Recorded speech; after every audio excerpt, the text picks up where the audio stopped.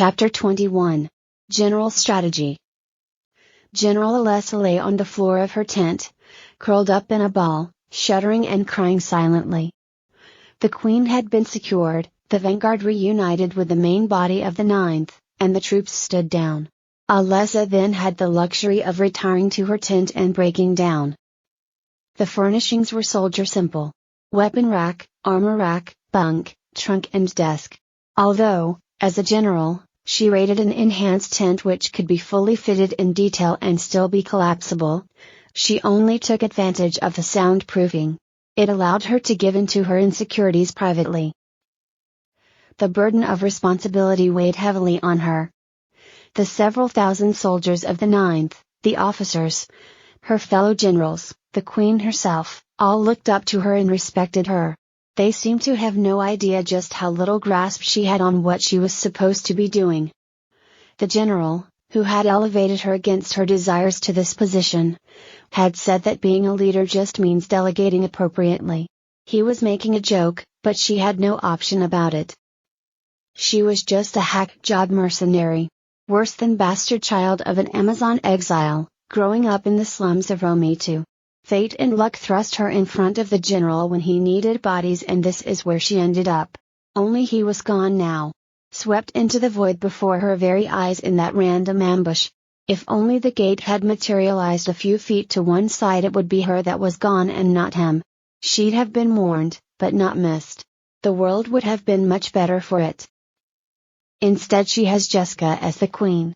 Alessa loved her almost as dearly as the general, and wished she was as competent as she deserved. They floundered in their strategy, caught in an awful quagmire with no end in sight.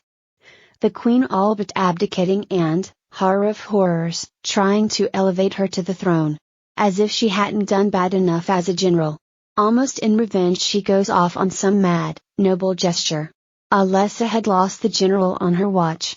She nearly had apoplexy at the thought of losing Jesca as well. Gods know they probably wouldn't punish her for it as she deserved, but instead raise her to Queen. She was shaken from her misery by a knock on the tent's door. She clenched herself tighter, willing them to go away. "General," came a voice. "the Queen is requesting your presence." Defeated, she rolled onto her back. Canceling the soundproofing, she said, "Tell her I am on my way." After a moment's pause she hauled herself to her feet. She avoided looking in the mirror and wiped her face with water from her bowl. Grasping another ornament, she exerted some determination and activated it. Cold rushed up and down her body, quickly removing outward signs of dirt, sweat, and debris. She donned her light battle dress with well-practiced hands, the regulation sword, and strode from the tent with a fa-ade of purposefulness. On-duty troops saluted as she passed. She returned it. Off-duty troops cheered her. She gave them a victory sign. The Queen's attach led her on. She had expected to be led through the arch to the high city in Romitu, but instead the Queen appeared to be holding court in the mess tent. "Majestas," said Alessa, saluting her.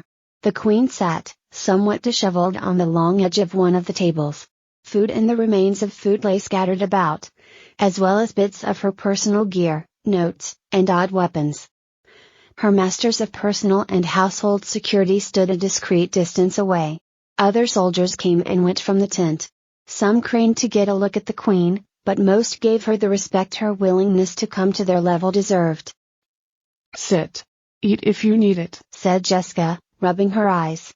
"Oh, thank you for pulling me out of that, by the way." Alessa sat, but did not touch the food. "It's my duty, ma'am. Besides, I think your own skill and Sir Valkyr did most of the work." Jesca shook her head. No skill on my part. Just enough magic defenses to make my teeth hurt. Sir Valkyr was spirited, but that wasn't enough to turn the demon. I'm told they don't like fair fights. It was the change in tactical situation brought about by your arrival that made it rethink its position. So don't short yourself." "Majestas is kind," said Alessa, dropping the argument. "It would have been kinder of me not to get into such a mess." She grinned sheepishly. "For that I apologize." "It's your prerogative," said Alessa. "Yes, but still not very convenient for you. Disturbing your strategic plans and all that. Jesca reached for a loaf of bread, then changed her mind. Which is why I dragged you out of your tent to talk.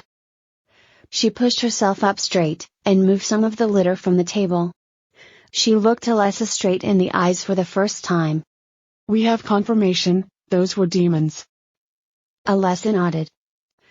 A shape-shifted ruse holding the outer perimeter while a major one manifested the barrier and dealt with you, said Alessa. Jesca nodded. We have not faced demons before. This is a change in tactics. We do not know that we have faced demons before, said Alessa. If they were similarly shape-shifted. True, said Jesca, considering the complete abandon with which some of their troops have fought. She shook her head. Nevertheless, we know that these were demons. And they know that we know that these were demons. The cat is out of the bag. Do you expect that they will use demons now more openly? Asked Alessa. What would you do if you were them? Asked Jesca. It was a game she played a lot with her generals. Alessa looked uncomfortable. I'm really not sure of their capabilities. She paused. Certainly the element of surprise is now gone.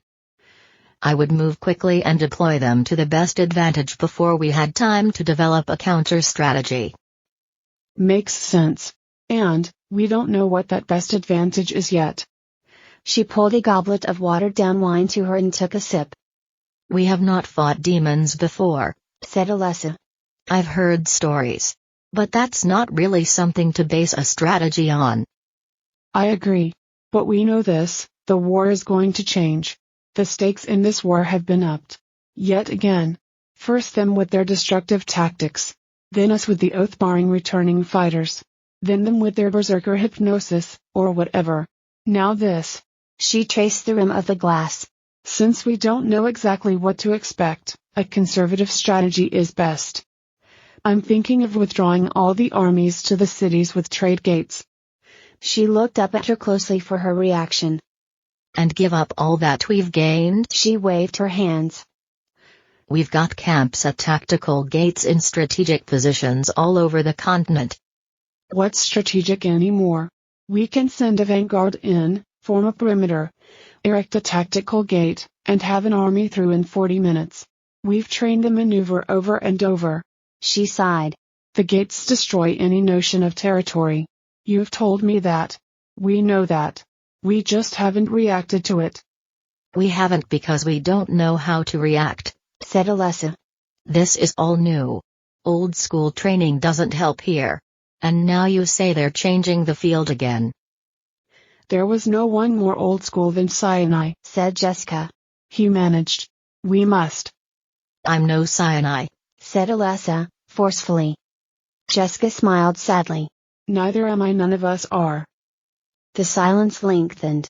They know we can rapid deploy, said Alessa, eventually. So there is no element of surprise to hide. Boosting from the trade gates in the cities to a tactical gate uses less mana than from one tactical gate to another. Which means we can do it more. Say that as soon as we redeploy the forces to the cities. We make it a policy of doing a rapid deploy to any city we hear about with a cluster of soldiers, or even the rumor of one.